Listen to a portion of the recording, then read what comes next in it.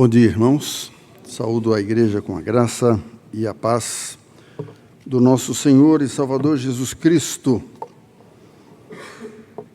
com temor e tremor. Esta semana, revisando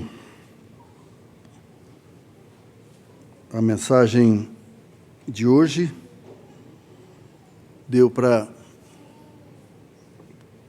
tremer bastante e até chorar. Porque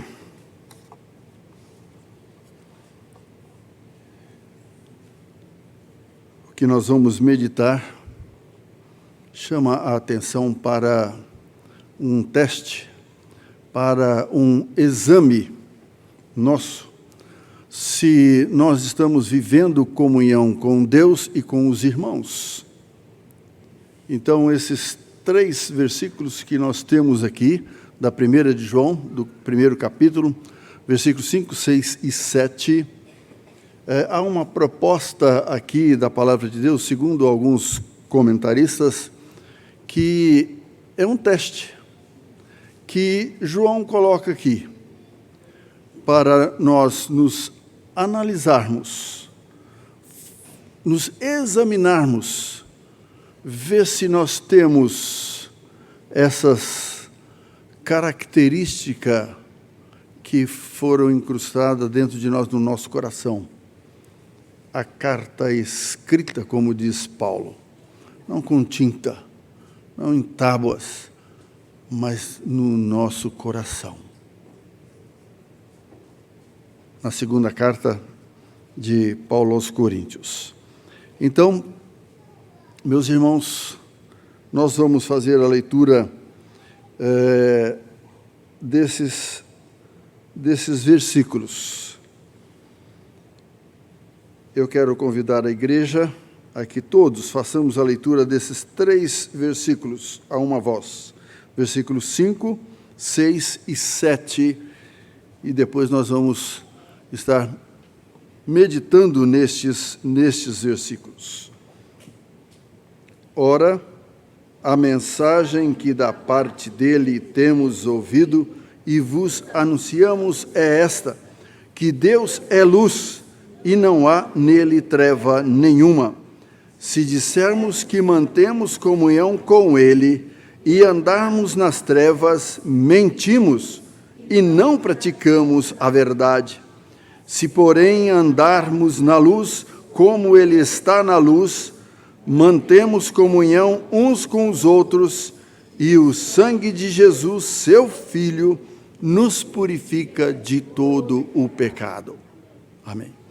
Senhor, que as palavras da minha boca, o meditar do meu coração, sejam agradáveis a Ti, ó Senhor, sejam agradáveis na Tua presença, ó Senhor meu, rocha minha e redentor meu.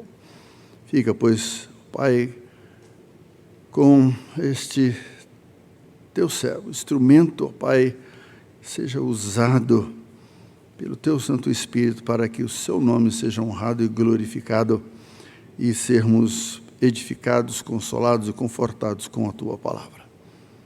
É no nome de Jesus que oramos. Amém.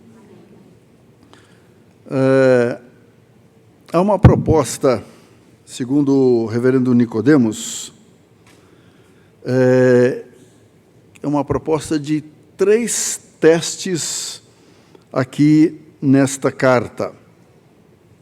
Tem o teste moral, que nós estamos começando hoje, que é o teste moral 1, que é o teste de uma vida santa. Esse teste moral é o teste de uma vida santa.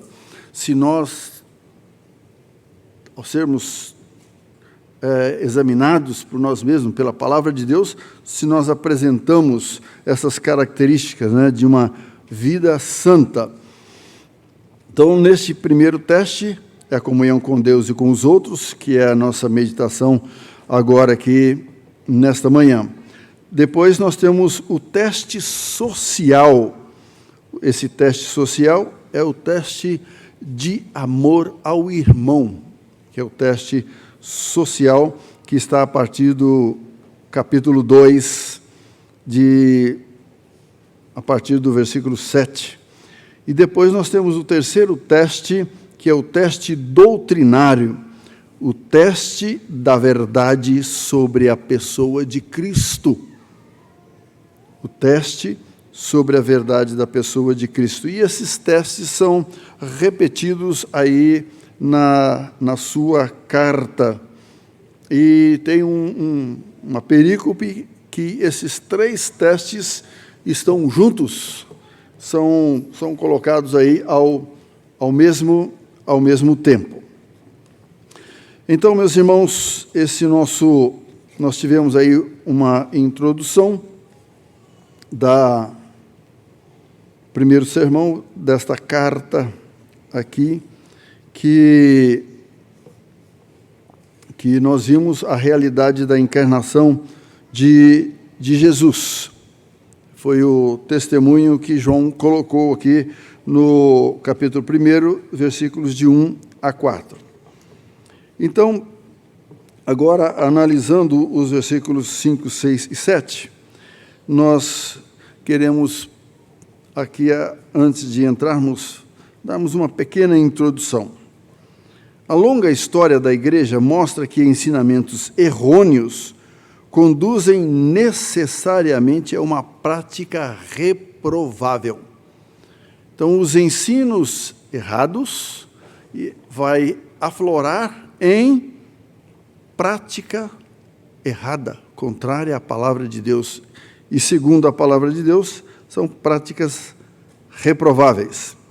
Então, o sistema doutrinário dos mestres, esses falsos profetas, que foi batido aqui pelo apóstolo João nesta carta, continha um conceito errôneo sobre Deus e sobre o pecado. Por isso é que na introdução ele dá o testemunho, João dá o testemunho aqui de que eles tinham aprendido, eles estavam no colégio apostólico, podemos dizer, 3 anos, aprenderam de Cristo Jesus os conceitos certos sobre Deus e sobre o pecado. Então, nós vemos que esses conceitos errados, reprováveis, como resultado, muitos aceitavam a doutrina deles, se descuidavam em agradar a Deus por meio de uma vida santa. Então, são as consequências dos ensinos errados. Então, João tem uma ênfase aqui nesta carta. O verdadeiro cristianismo produz uma vida na qual o pecado é notado. Toda esta carta, nós vemos isto daí. João diz que o pecado é notado. E também, o verdadeiro cristianismo fala que, além do pecado ser notado, ele é combatido. Ele é combatido e, como resultado, o pecado é deixado. Já tive a oportunidade de meditar nesta primeira carta pelas igrejas onde eu passei,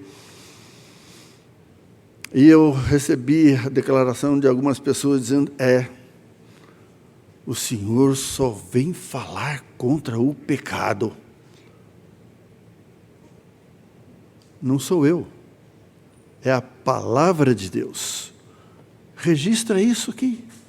Então, a palavra de Deus, como João escreveu, e eu creio que foi pregado ali naquelas igrejas, e nós vamos ver que talvez uns 10 ou 12 anos depois desta carta, que foi escrito ali no final dos anos 80, começo talvez até 90, e depois no finalzinho, 97, 98, foi escrito o Apocalipse.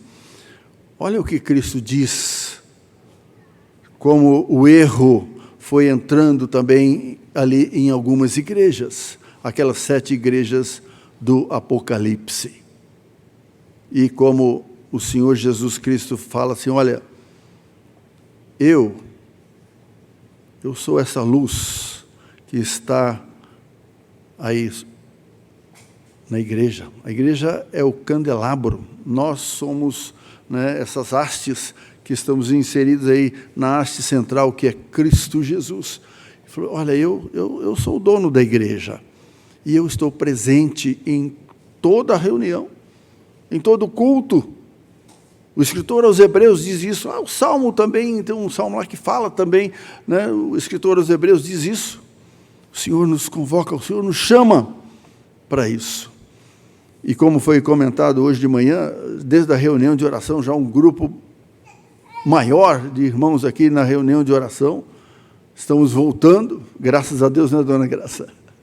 Graças a Deus por esse motivo de nós realmente agradecermos a Deus na escola dominical. E agora, né, a gente olhando assim, quase completo aqui os nossos bancos, estamos orando para que Deus continue abençoando. Então, após a abertura aí na introdução da carta, de 1 a 4, no capítulo 1, João passa a relatar aos seus leitores o que ouviu da parte de Jesus com respeito ao caráter santo de Deus e as implicações para que os que professam conhecê-lo. Ele fala, então, aí do caráter santo de Deus. Por isso que esse primeiro teste é o teste moral, que fala do caráter do crente nosso. Se nós apresentamos essas características do caráter santo de Deus, esse caráter moral. Então, ao fazer isso, ele coloca diante de nós, pela primeira vez na carta, o teste moral. O teste de uma vida santa. Teste de uma vida santa, pelo qual podemos examinar a genuinidade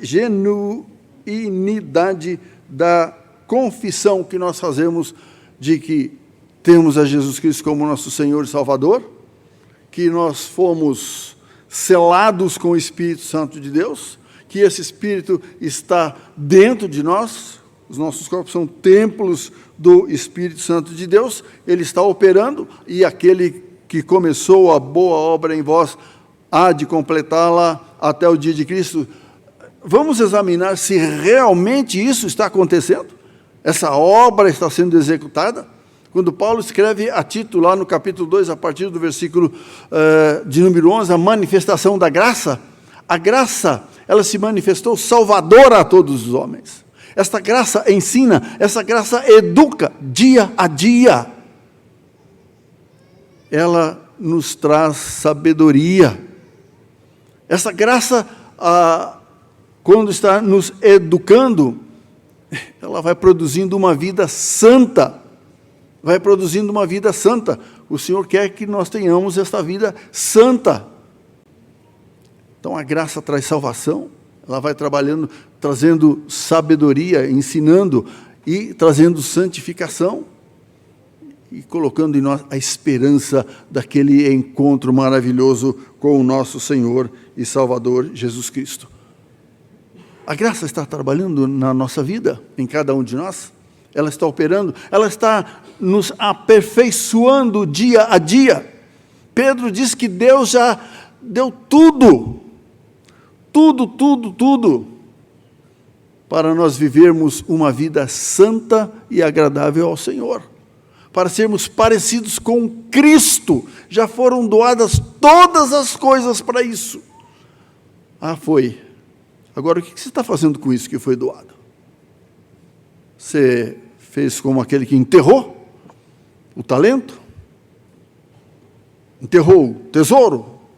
Aquele valor? Ou não? Então esse teste de uma vida santa, pelo qual podemos examinar a genuinidade da confissão pela qual declaramos ter comunhão com Deus. Então, aqui no versículo 5, na primeira parte, diz o seguinte: ora, a mensagem que da parte dele temos ouvido e vos anunciamos é esta. Então, esta é a primeira ocorrência aqui do teste moral. Então, esta é a mensagem que da parte dele temos ouvido e vos anunciamos. E olha aqui o que vem a seguir. É esta. Aqui vem um tom autoritativo da palavra de Deus. Então, esta é a primeira ocorrência desse teste na carta e declara que absolutamente o seu caráter autoritativo. Ele não está falando coisa dele, mas do que ele recebeu do Senhor Jesus Cristo e agora estava sendo comissionado e inspirado pelo Espírito Santo, escrevendo esta carta que ela foi circular para as igrejas ali da Ásia. Cristo é o autor da mensagem sobre a santidade de Deus. Esta é a base para o teste que vem logo a seguir. Os apóstolos ouviram o que Cristo ensinou e transmitiram aos seus discípulos, os discípulos que eles fizeram. Desta forma, a autoridade do ensino apostólico remonta ao próprio Jesus Cristo. Esta é a autoridade que João frequentemente apela. Lá no capítulo de número 3 desta carta, no versículo 11, diz: portanto, a mensagem que ouviste desde o princípio é esta, que nos amemos uns aos outros.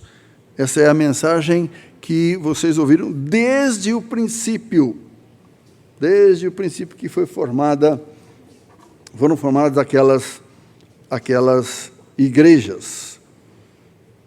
Então, temos o seguinte, na segunda parte deste versículo de número 5, é esta, 2 pontos, que Deus é luz, que Deus é luz. Esta é a mensagem que João ouviu de Cristo, como nós lemos aí no capítulo 1, versículos de 1 a 3. O apóstolo João se preocupa em transmitir fielmente aos seus leitores o ensino de Cristo. Ele ouviu do próprio Jesus. Não encontramos nos evangelhos o conceito desta forma. Jesus ensinou que ele próprio era a luz do mundo. Lá em João, no capítulo 8, versículo 12, João registrou alguns anos antes. De novo lhes falou Jesus, dizendo: eu sou a luz do mundo. Quem me segue não andará nas trevas, pelo contrário, terá a luz da vida. Quem me segue não andará nas trevas. Não andará nas trevas. Mas pelo contrário, terá a luz da vida. Interessante. Que luz da vida é essa? É o próprio Jesus que vem morar dentro de nós, através do Espírito Santo dele. Quem não tem Cristo Jesus, não tem essa luz. Quem professa Cristo Jesus como Senhor e Salvador, tem essa luz. Ele é a luz. Lá em João, no capítulo 9, versículo 5, o Evangelho de João 9, 5, diz: enquanto estou no mundo, sou a luz do mundo. E depois, lá em João mesmo, no capítulo 11, versículos 9 e 10, ele diz: respondeu Jesus: Não são 12 as horas do dia? Se alguém andar de dia, não tropeça, porque vê a luz deste mundo. Mas, se andar de noite, tropeça, porque nele não há luz. É um teste. Nós vivemos tropeçando, essa luz aí não está brilhando. Não está brilhando. É interessante, né? A luz, principalmente olhando essas lâmpadas, né? Você vai lá no interruptor, acende à noite, então ela vem e ilumina o ambiente. Mas se você pegar uma tinta preta e pintar aquela, né, em volta da lâmpada, ela não vai transmitir luz, porque ela, né, está ali envolta com, podemos dizer, trevas, né? E ali você pode ir lá no interruptor, acender a luz, ela acende lá dentro, ela está acesa, mas ela não irradia a luz, porque as trevas não permitem isto daí. Então, o que os crentes, por sua vez, era e é, como está lá em Mateus, no capítulo 5, versículo 14. Mateus 5, se alguém quiser, está lá no Sermão do Monte, capítulo de número 5, versículo de número 14. Vós sois a luz do mundo, não se pode esconder a cidade edificada sobre um monte. Vós sois a luz do mundo, não se pode esconder. Você não pode pintar aí com os seus pecados, porque essa luz vai provocar alguma coisa, principalmente arrependimento. Então, ser a luz significa, a luz ilumina, traz o conhecimento da verdade. Segundo, a luz resplandece nas trevas da ignorância. Terceiro, a luz ilumina as trevas dos corações humanos e ela dissipa. Então, você entra num ambiente escuro, aí você chega com uma luz, ali as trevas são dissipadas. Quarto, a luz irradia, ela difunde a verdade de Deus nos corações. Essa luz que está dentro de nós. Deus é luz. Jesus Cristo é luz, né? Então, há duas ideias sobre Deus na expressão Deus é luz. A primeira ideia é a sua pureza moral. E a segunda é o julgamento que essa pureza traz sobre as trevas. Então, a primeira ideia, né, dessas duas ideias sobre Deus, na expressão Deus é luz, Deus é puro e separado do pecado, incapaz de errar, assim como a luz é pura e cristalina.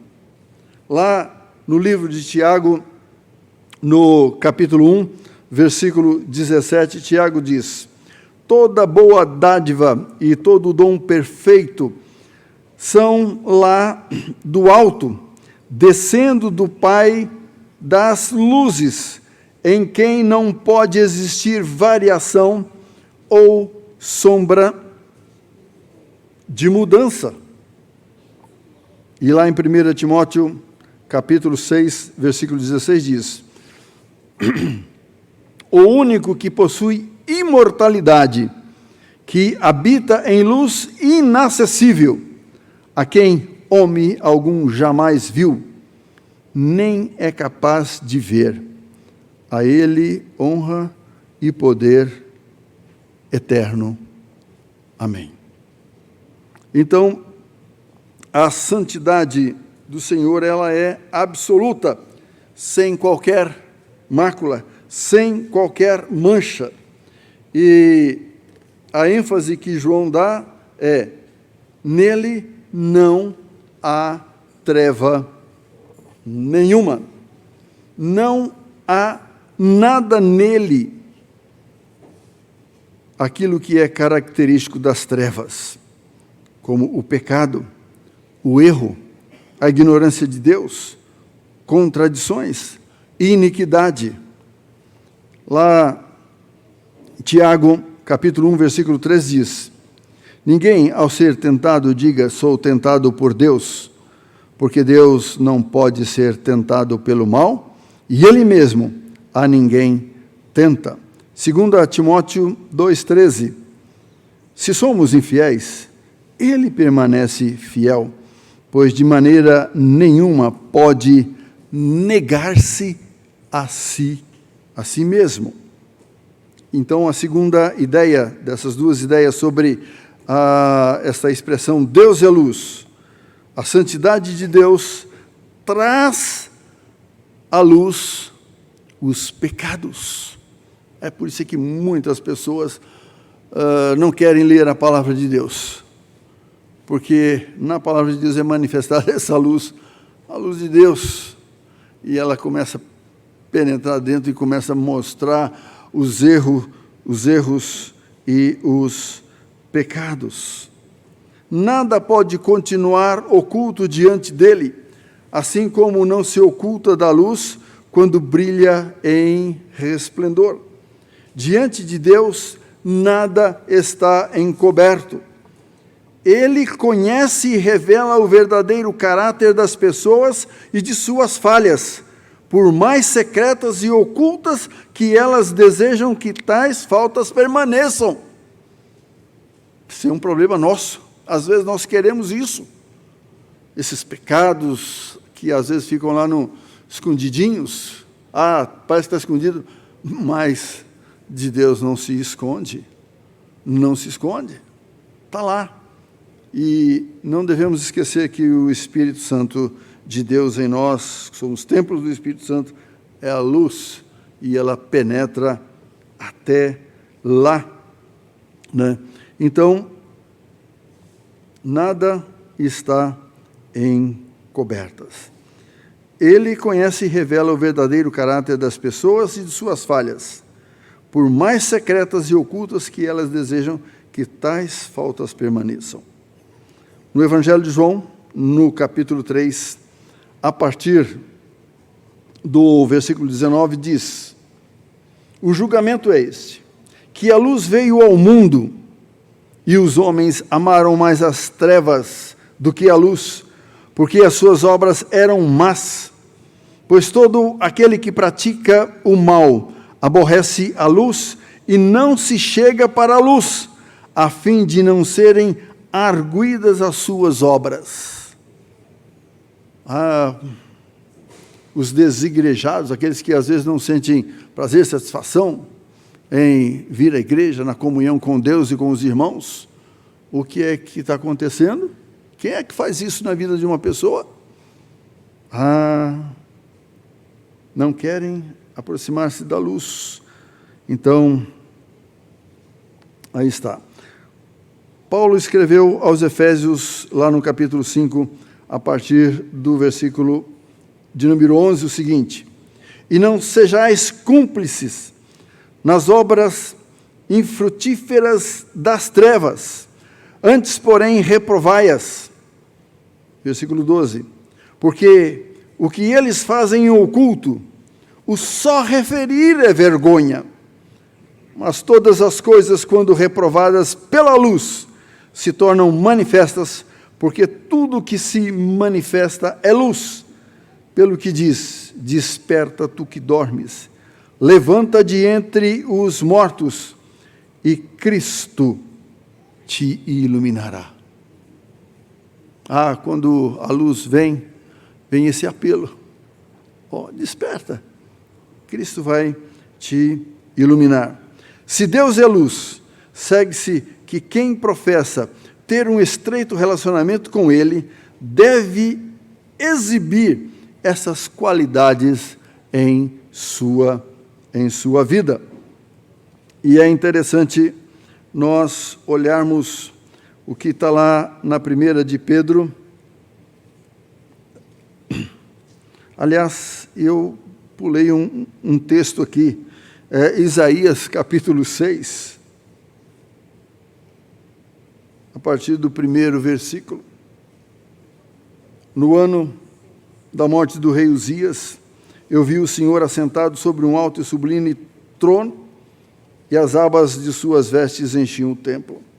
Serafins estavam por cima dele, cada um tinha 6 asas, com suas 2 cobriam o rosto, e com 2 cobriam os seus pés, e com 2 voava.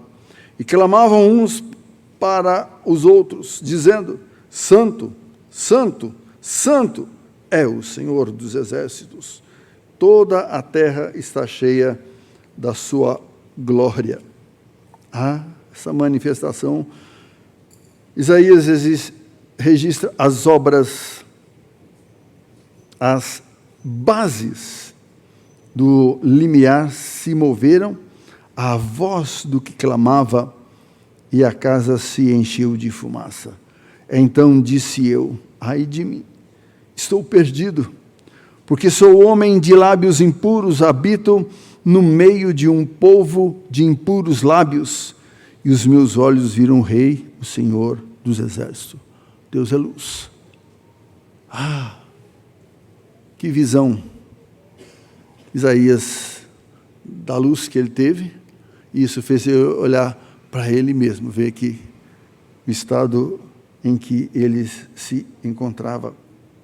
Deus é luz. Segue-se que quem professa ter estreito relacionamento com Ele deve exibir essas qualidades em sua vida. Agora, 1 de Pedro, capítulo 1, versículos 15 e 16.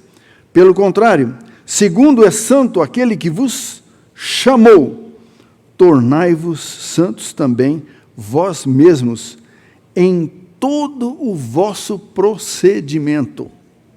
Em todo o vosso procedimento. Deus é santo. Olha como isso aqui é sério.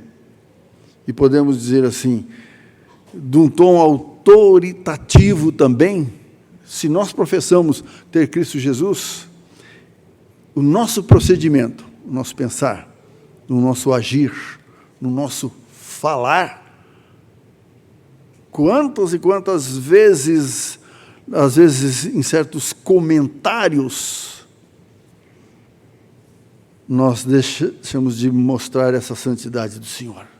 Mostramos carne, ofendemos pessoas.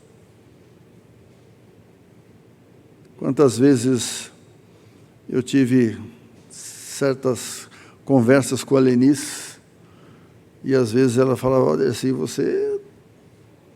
Vou usar aqui uma gíria aqui, você está pisando na bola. E eu não falo, aqui, que é isso? Nada. Às vezes era o começo do dia, aí vai embora, né? Vai o dia, vai. E a minha atitude é, quando vi ela, vou lá para o quarto. Eu estava na cozinha, se eu fosse na cozinha, não, eu vou lá para a sala. Mas chegou a hora de dormir. Aí nós vamos orar juntos, como todas as noites nós fazemos. E aí eu fico em silêncio. Ela olha para mim e fala: Dercy, e agora? Não se ponha o sol sobre a vossa ira. Nós temos que fazer uma coisa aqui. Vamos ter que acertar as coisas. 41 anos, quantas vezes? Precisamos reconhecer bem, reconheceu. Não tenho outra coisa a fazer a não te pedir perdão. E aí nós nos perdoamos. E aí nós podemos orar. Porque depois disso que a oração, Deus vai ouvir. Não vai ser interrompida, se não acertar. O nosso procedimento. Até se ao virmos na igreja, como nós tivemos aqui, aquele momento de entrega dos dízimos e das nossas ofertas, se você tem um problema com uma pessoa, ou uma pessoa tem um problema com você, não faça essa entrega, não. Vá primeiro acertar, depois volta.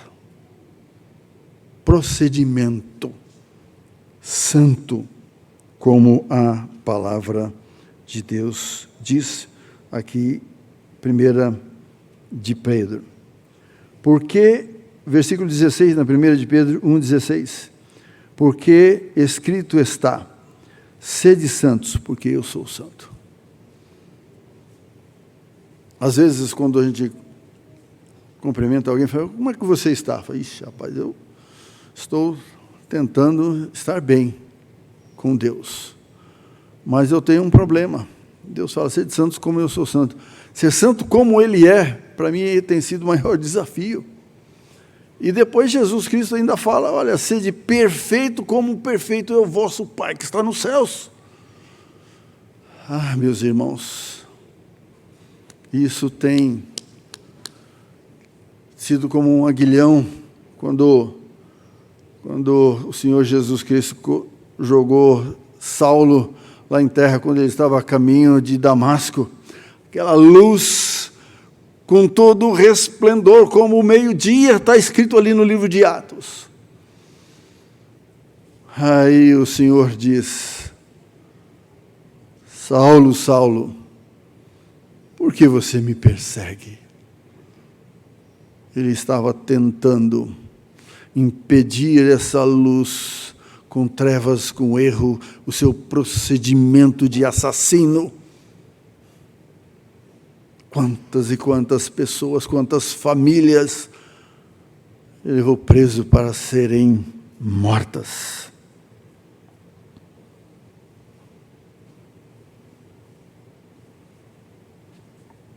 Caso contrário, o relacionamento é falso. Existe só aparências, formalidades, só de boca para fora a sua profissão de fé. É só blá, blá, blá, blá. E ninguém quer saber de blá, blá, blá, blá. Ora, a linguagem que João usa no capítulo 1, nesses versículos 6 e 7, ele usa uma linguagem de contraste. Se dissermos que mantemos comunhão com Ele e andarmos nas trevas, mentimos e não praticamos a verdade.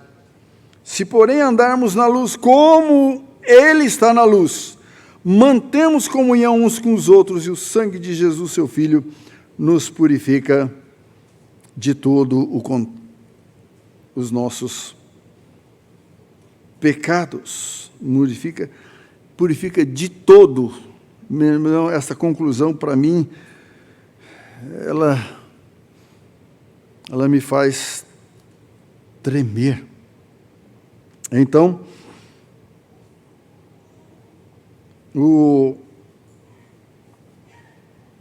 esse contraste já é conhecido ali no Evangelho de João, no capítulo 1, no versículo 5. A luz resplandece nas trevas, e as trevas não prevaleceram contra ela. E depois nós temos mais alguns versículos aqui no Evangelho de João. 4 textos no Evangelho de João. O primeiro texto, João capítulo 3, versículo 19. O julgamento é este, que a luz veio ao mundo, e os homens amaram mais as trevas do que a luz, porque as suas obras eram más. João capítulo 8, versículo 12. De novo lhes falava Jesus dizendo, eu sou a luz do mundo, quem me segue não andará nas trevas, pelo contrário, terá a luz da vida. Esse aí é um teste para nós. Estamos andando dia a dia na luz e não nas trevas? Terá a luz da vida. João capítulo 12, versículo 35, respondeu-lhes Jesus: ainda por um pouco a luz está convosco. Andai, enquanto tendes a luz, para que as trevas não vos apanhem. Quem anda nas trevas não sabe para onde vai. João 12, 46. Eu vim como luz para o mundo, a fim de que todo aquele que crê em mim não permaneça nas trevas. Isso aqui me fez lembrar quando eu estava no seminário conversando com os colegas, e um colega, até ele saiu 2 anos antes que eu, ele falando, às vezes do nosso comportamento, o nosso modo de ser, as nossas atitudes e os caminhos errados que às vezes nós andamos. Então ele contou disse que foi uma experiência. Então um crente, ele foi em uma boate. Ali é onde as trevas reinam. E ele se assentou lá em uma mesa e estava ali tomando até um refrigerante, para dar um bom testemunho. Aí chegou uma mulher, uma prostituta, e então fez aqueles convites, Aí ele disse assim: olha, você não pode tentar um filho de Deus. E querendo dar um testemunho, ou até desculpa, que foi para evangelizar. Aí o que ela respondeu: o que é que um filho de Deus está fazendo aqui na casa do diabo? Isso é duro, Isso é duro. Para a gente pensar, Um presbitério que uma vez eu fui questionado para trabalhar em uma igreja do Rio. Aí eles perguntaram qual era a minha posição de que em acampamento, se tivessem baile, e principalmente o que estava muito em voga, os bailes funks, falou, qual é a minha posição? Eu falei, olha, sinto muito, mas quem anda na luz não pode viver essas coisas daqueles que vivem nas trevas. Nós não podemos trazer as trevas para a luz. Então, aí, depois eles responderam para mim, até por e-mail, não responderam lá, falaram, olha, você não é conveniente para o nosso presbitério. E eu tenho esse documento até hoje, aí guardado, de vez em quando eu olho, vejo e falei, puxa vida, qual é a nossa posição, qual é a nossa profissão de fé como filhos de Deus? Lá no Sermão do Monte, no capítulo 6, versículo 23, o Senhor Jesus diz, se porém os teus olhos forem maus, todo o teu corpo estará em trevas. Portanto, caso a luz que em ti há sejam trevas, que grandes trevas serão. Palavras do nosso Senhor e Salvador Jesus Cristo. Versículo de número 6, diz, se dissermos que mantemos comunhão com Ele e andarmos nas trevas, mentimos e não praticamos a verdade. Diante da santidade de Deus, João descreve 2 alternativas quanto aos que professam conhecer a Jesus Cristo como Senhor e Salvador. A primeira alternativa quanto aos que professam conhecê-lo é o seguinte: imagine, diz ele, que nós venhamos até vocês dizendo que mantemos comunhão com Deus e ao mesmo tempo que andamos em trevas. Ter ou manter comunhão com Deus significa identificar-se estreitamente com Ele. Atos, capítulo de número 2, versículo de número 44. Todos os que creram estavam juntos e tinham tudo em comum. tinham tudo em comum. Identificar-se estritamente com Ele, com o que Ele é e com o que Ele faz. Isto implica em um relacionamento íntimo com Ele e com os outros também. Agora, diz João, imagine se ao mesmo tempo, em que dizemos termos comunhão com Deus e andarmos em trevas, e andarmos nas trevas. Trevas significa viver no erro, viver no pecado, na ignorância de Deus, viver em hostilidade com Deus. Neste caso, a conclusão aí é óbvia na segunda parte do versículo 6. Mentimos e não praticamos a verdade. Isso aí está o teste. É o teste para nós. Estamos dizendo uma coisa que não corresponde à realidade que nós professamos, que somos filhos de Deus, temos a nova criatura, somos nova criatura, nós nascemos de novo. Este era o modo que os falsos mestres estavam vivendo em trevas, negando a profissão de fé de ter aceitado Jesus Cristo como Senhor e Salvador. O verdadeiro cristão reflete o caráter de Deus em seu caminhar diário. Lá no livro do Apocalipse, no capítulo 3, versículos 17 e 18, nos diz: pois dizeis, estou rico e abastado, e não preciso de coisa alguma, e nem sabes que tu és infeliz, sim, miserável, pobre, cego e nu. Aconselho-te que de mim compres ouro refinado pelo fogo, para te enriqueceres, vestiduras brancas, puras para te vestires, a fim de que não seja manifesta a vergonha da tua nudez, e o colírio para ungires os olhos, a fim de que vejas. A fim de que vejas. O versículo de número 7, concluindo aqui a nossa meditação, diz: porém, se andarmos na luz como Ele está na luz, mantemos comunhão uns com os outros, e o sangue de Jesus nos purifica de todo pecado.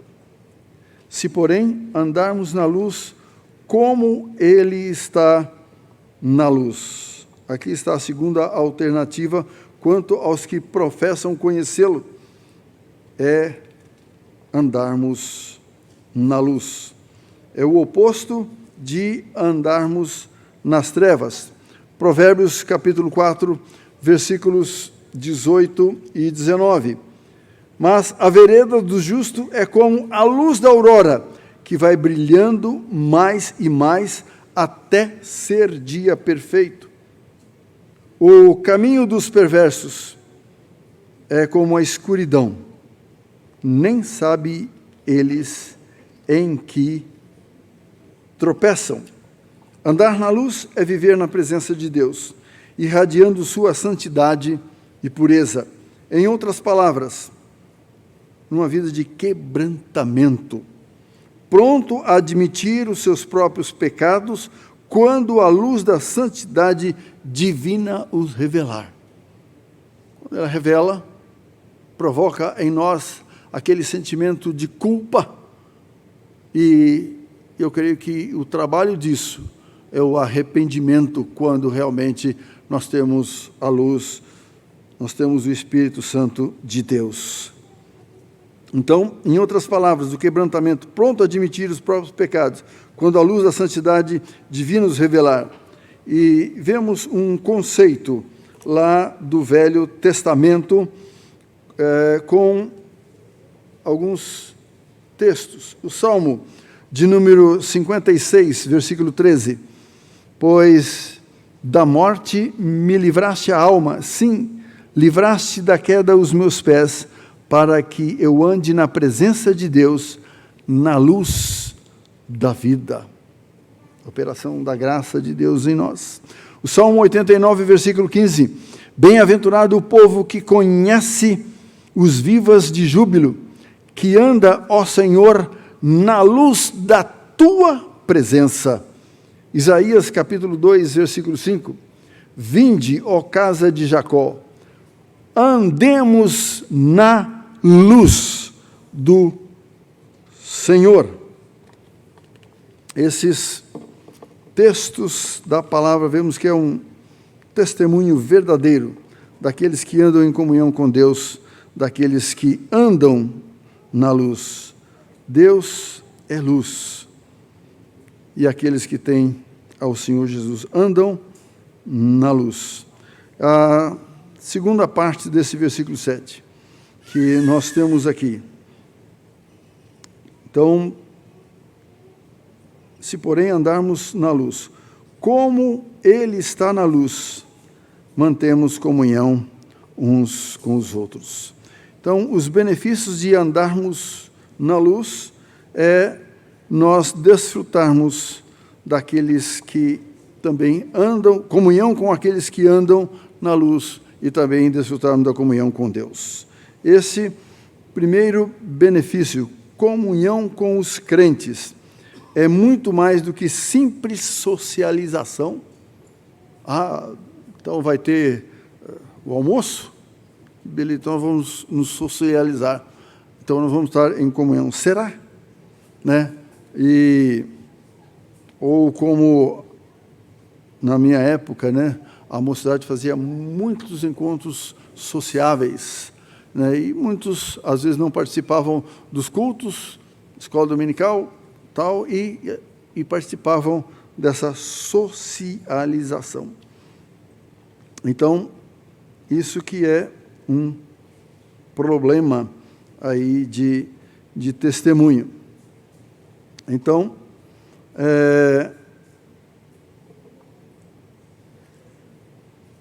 vemos que esta comunhão é mais do que com Deus e com os irmãos do que essa simples socialização.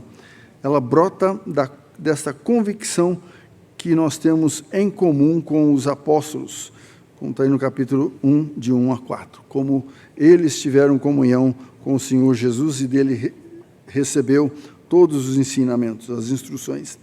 E ela se expressa num relacionamento estreito, transparente e mútuo entre os crentes.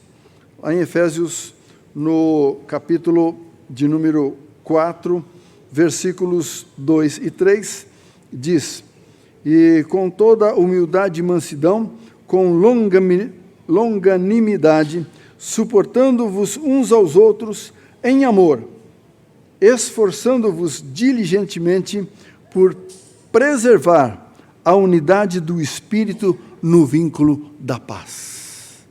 No vínculo da paz.